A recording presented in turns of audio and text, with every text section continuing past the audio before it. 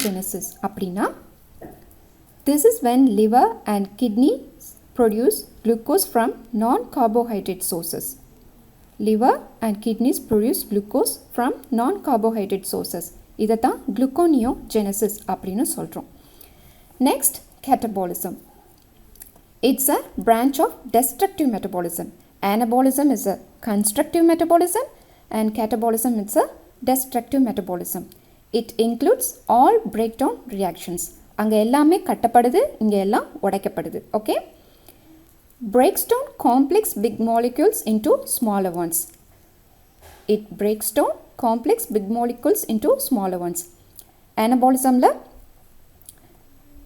small simple molecules எல்லாம் சேர்ந்து larger molecule ஆச்சு. இங்கே complex big molecules smaller molecules உடைக்கப்படுது. That is called catabolism. Anabolism கட்டப்படுது, catabolism உடைக்கப்படுது. Energy is released during catabolic reactions. It's a reverse reaction of gluconeogenesis. Energy is released.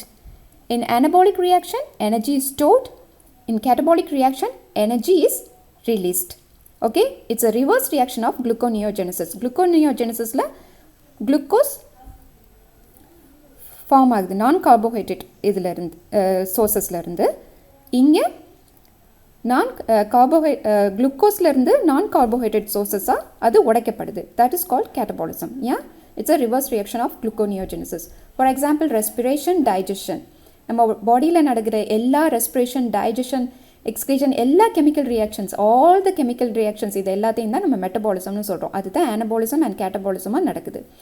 The part of cell, இது ரொம்ப முக்கியமானது. The part of cell where catabolism primarily occurs is mitochondria. Multiple choice question கேட்கலாம் or neat question இது வரலாம். The part of the cell where catabolism primarily occurs is mitochondria. மறந்துடாதீங்க. Anabolism and catabolism are the two types of metabolism.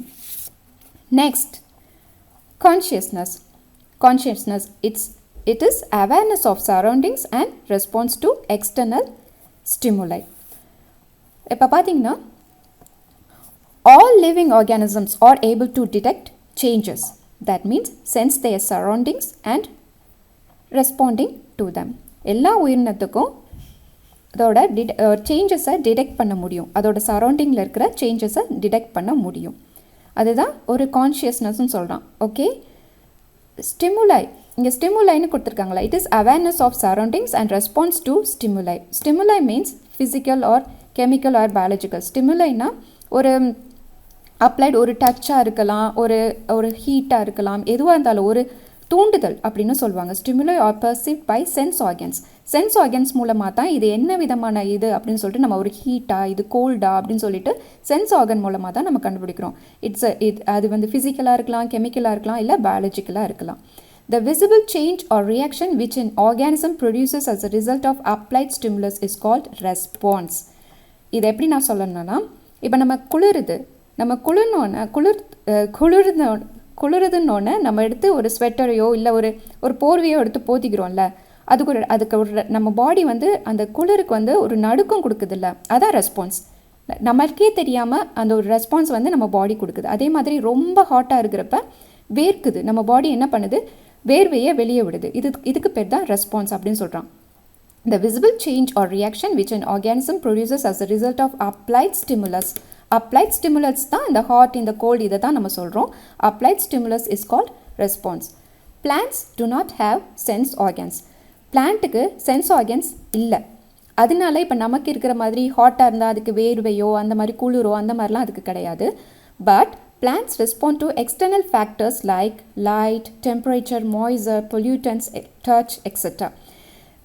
பிளான்ட்ஸ்னால நம்மளை மாதிரியான react பண்ண முடியாட்டியும் அதுக்கு லைட்டுக்கு, temperature, moisture, pollutant, touch, இந்த மாதிரி இதுக்கு ஒரு ரெஸ்பான்ஸை கொடுக்க முடியும். ஃபார் எக்ஸாம்பிள், டச்சுன்னு நம்ம வந்துட்டு தொட்டாச்சினிங்கை செடியை சொல்லுவோம்ல, தொட்டாச்சினிங்கை செடியை தொட்டோன்னு அப்படி சுருங்கிருதுல, folding of leaves in mimosa pudica occurs due to external stimulus of touch. தொட்டோன்னா அது சுருங்குது, அதுக்கு ஒரு ரெஸ்பான்ஸ் கொடுக்குதுல்ல, அதையே வந்துட்டு நம்ம அதை வந்து அதோட ரெஸ்பான்ஸ் அப்படின்னு சொல்லிட்டு நம்ம எடுத்துக்கிறோம். Humans are self-conscious. Human being is the only organism who is aware of himself. ஹியூமன்ஸ்க்கு மட்டும்தான் செல்ஃப் கான்ஷியஸ்னஸ் இருக்குது. அது பிளான்ஸுக்கோ இல்லை வேறு எந்த அனிமலுக்கும் கிடையாது. Humans have self-consciousness. Consciousness therefore becomes the defining property of living organism. Consciousness therefore becomes the defining property of living organism. So பிளான்ஸுக்கு sense organs இல்லாட்டியும் அதனால லைட்டுக்கும் டெம்பரேச்சர், மாய்ஸர், பொல்யூட்டன்ஸ், டச் இதுக்கெல்லாம் ரியாக்ட் பண்ண முடியுது. அதே மாதிரி அனிமல்ஸ், ஹியூமன்ஸ் இவங்க எல்லாத்துக்குமே சென்ஸ் ஆர்கன்ஸ் இந்த மாதிரியாக வேலை செய்யுது. ஸோ இதைத்தான் நம்ம கான்ஷியஸ்னஸ் அப்படின்ட்டு நம்ம கொண்டு வரோம். கோமா பேஷண்ட்ஸ் நெய்தர் டெட் நார் லிவிங். ஹாஸ்பிட்டலில் இருக்கிற கோமா பேஷண்ட்ஸ் அப்படி அவங்கள பார்த்தீங்கன்னா அவங்கள பிரெயின் டெட்டுன்னு ஏன் சொல்கிறாங்கன்னா, அவங்கள்கிட்ட மெட்டபாலிக் ரியாக்ஷன் அந்த மாதிரி நடக்கிறதுக்கு வாய்ப்பில்லை. ஏன்னா அவங்க full and full heart and lungs இதெல்லாம் மிஷின்ஸோட சப்போர்ட்டில் தான் இருக்குது. ஸோ அது ஃபங்க்ஷன் பண்ண வைக்கிறதன் மூலமாக அந்த கோமா பேஷண்ட்டை அவங்க உயிர் வாழ வச்சிட்ருக்குறாங்க. அதாவது பிரெயின் டெட்னு சொல்லுவாங்க. So neither dead no living. So நம்ம ஃபஸ்ட்லேருந்து என்ன பார்த்தோம்? growth, development, reproduction, metabolism, adaptation, responsiveness. இதில் development, adaptation இதெல்லாம் next partல வரும்.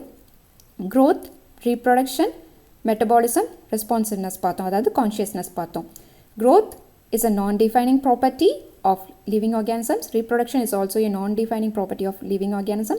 But metabolism and responsiveness, consciousness are the very important properties of living organism. They are defining properties of living organisms. ஓகேப்பா, உங்களுக்கு இது புரிஞ்சிருக்கும்னு நான் நினைக்கிறேன்.